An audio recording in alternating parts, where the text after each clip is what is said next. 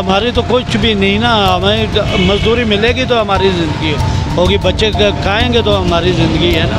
अगर बच्चे भूखे हैं तो क्या ज़िंदगी है, कुछ भी नहीं है। रुकावटें थी, रास्ते बंद थे और मुख्तलिफ गलियों से या कहीं भी मोटरसाइकिल उठा के फुटपाथ से दूसरी तरफ उठा के ले जाके और आंसू गैस चैलेंज बहुत ज़्यादा बर्दाश्त किए, फिर उसके बाद कस्टमर को जगह पहुँचाया।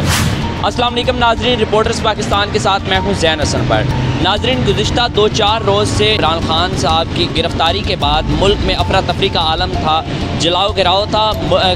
किसी ने जो है वो कोर कमांडर ऑफिस पर हमला किया, किसी ने GHQ पर हमला किया, किसी ने मेट्रो स्टेशन पर हमला किया।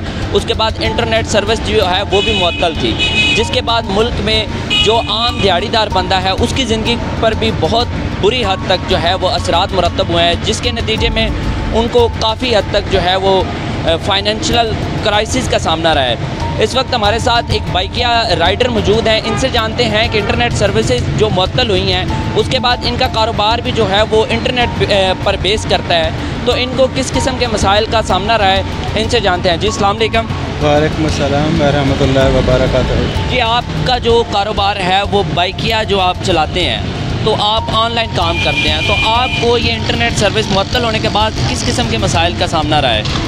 जी देखें, सबसे पहले तो हम होते हैं डेली वेजेस वाले हैं। आज हम सुबह कमाते हैं, शाम को ले जाते हैं, फिर वो सुबह तक खाते हैं, फिर हम कमाते हैं तो वो खाते हैं। हमारे पास इतने रिज़र्व नहीं है कि जी हमारे पास बैंक बैलेंस है 1 लाख पड़ा है, या हमारे पास तो डेली का होता है। वो 3-4 दिन से नेट बंद था, हमारा जो कारोबार बिल्कुल बंद हो गया था कि और हम कोई काम भी नहीं कर सकते थे, हत्ता कि कोई किसी से मांग भी नहीं सकते थे, हाथ भी नहीं फैला सकते थे। तो इंटरनेट बंद होने की वजह से हमें बहुत, यानी कि हम एक दफ़ा परेशान ज़हनी मरीज़ हो गए थे। फिर उसके बाद आप यहाँ पर मरी रोड, ये मेन रोड है रावलपिंडी से इस्लामाबाद की तरफ जाने वाला, तो यहाँ पे प्रोटेस्टर्स भी थे और पुलिस भी थी, तो राइड जो थी उस पर क्या असर था? मतलब जो लोकल सवारी होती है जिसके साथ आप वैसे डीलिंग करते हैं, ऑनलाइन नहीं होता, तो उसका क्या आपको वो भी नहीं मिल रही थी या क्या उसका सिस्टम था? जी वो तो जब हम जाते थे आंसू गैस होती थी, रास्ते बंद होते थे, हमें चोर रास्तों से जाना पड़ता था, डिस्टेंस ज़्यादा हो जाता था, टाइम बहुत लगता था, यानी कि हमें फाइनेंशियल बहुत ज़्यादा प्रॉब्लम फेस करना पड़ी। ज़िंदगी जो है ना वो बिल्कुल मफलूज हो गई थी, बिल्कुल काम ना बिल्कुल बंद हो गया था, क्योंकि इंटरनेट से हम ये ऑनलाइन राइड उठाते हैं तो बिल्कुल ख़त्म, इनके बिल्कुल हम बेरोज़गार हो गए थे। अच्छा, उसके बाद आप यहाँ पर मौजूद थे, तो पुलिस की जानब से या जो प्रोटेस्टर्स हैं उनकी तरफ से आपके साथ कैसा रवैया था? किसी की तरफ से भी कोई हमारे साथ तो कोई इस तरह का बात नहीं हुई। यहाँ पे आप रोड्स पे थे तो कस्टमर तो होता था, तो उसके बाद ये है कि यहाँ पर कस्टमर जो है उसको आप लेके जाते थे, तो किस तरह लेके जाते थे? यहाँ पर तो हर तरफ आंसू गैस ही गैस थी, और बतौर रावलपिंडी के या इस्लामाबाद के शहरी होने के नाते आपको किस किस्म की मुश्किलात का सामना रहा है? बहुत सारी रुकावटें थी, रास्ते बंद थे और मुख्तलिफ गलियों से या कहीं भी मोटरसाइकिल उठा के फुटपाथ से दूसरी तरफ उठा के ले जाके और आंसू गैस चैलेंज बहुत ज़्यादा बर्दाश्त किए, फिर उसके बाद कस्टमर को जगह पहुँचाया। अच्छा, डेली बेस पे आप कितने पैसे जो हैं वो कमा लेते हैं? इसमें कभी कभार अच्छा हो जाता है, 1000-1500 हो जाता है, कभी कभार कुछ नहीं होता, बस ऐसे घूम फिर के वापस चले जाते हैं। ऐसी सूरत हाल में जब इंटरनेट बंद होता है तो फिर कैसे गुजर बसर होता रहा है? बस बहुत मुश्किल से हुआ है, कहीं से कर्ज उधार करके फिर बंदा नहीं किया। ये तोड़ फोड़ हुई है, ये सारा मेट्रो स्टेशन जला है, फिर उसके बाद GHQ पर हमला किया गया है, फिर कोर कमांडर लाहौर के जो घर है उस पर हमला किया गया, इसके बारे में क्या कहना चाहेंगे? ये शरपसंद अनासर हैं जो इस तरह की कार्रवाइयाँ करती हैं, ये नहीं होनी चाहिए। आपस में सियासत करें, जो मर्जी करें, लेकिन ये मुल्क का नुकसान नहीं होना चाहिए। इमरान खान साहब यहाँ पर आए, इससे आम बंदे की ज़िंदगी पर ये 2-4 दिन कैसा असर रहा है? आप बतौर एक आम शहरी क्या महसूस करते हैं?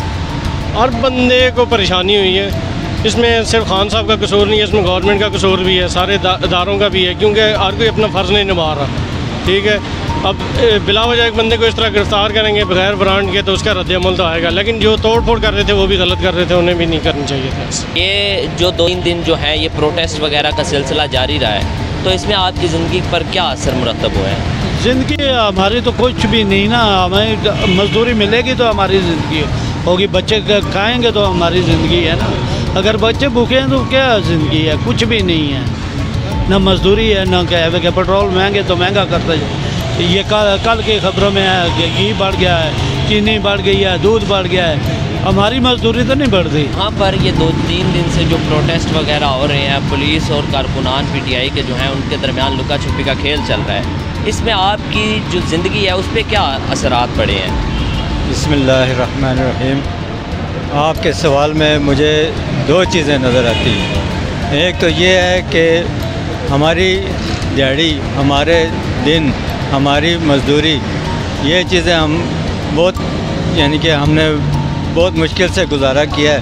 हमें इन हालात में, जबकि इतना पेट्रोल महंगा था, मजदूरी नहीं हुई हमारी, ऐसे हालात में हमारा जीना मुश्किल हो गया, बच्चों के दाखिले मुश्किल हो गए, बच्चों के स्कूल की फ़ीसें, उनके वैन के किराए वगैरह, उन चीज़ों से हम बहुत परेशान रहे। हत्ता कि हम खुद पिक एंड ड्रॉप का काम करते हैं, लेकिन हमारा वो पिक एंड ड्रॉप का काम में अभी तक जिन लोगों ने हमारे यकम को फ़ीस देनी थी, अभी तक हमें आज ये 15-16 तारीख हुई है, फ़ीस नहीं मिली। क्या वजह है कि उनके बच्चे स्कूल नहीं गए। जब हम उनसे कहते हैं कि हमें हमारी फ़ीस दे दें, वो कहते हैं हमारे बच्चे जाते ही नहीं हैं, आपको कल दे देंगे, परसों दे देंगे। इस तरह वो लमकते जाते हैं। बच्चों के ना एग्ज़ाम हो रहे हैं, ना कोई चीज़ हमारे हाथ आ रही है, ना हम उस चीज़ से फ़ायदा उठा रहे हैं। इस वजह से हम ये कहते हैं कि जल्द से जुलूस खुदारा ख़त्म हो, हमारी ज़िंदगी में उसी तरह फरावानी आए, पैसे की चहल पहल हो, मज़दूर को उसकी मज़दूरी मिले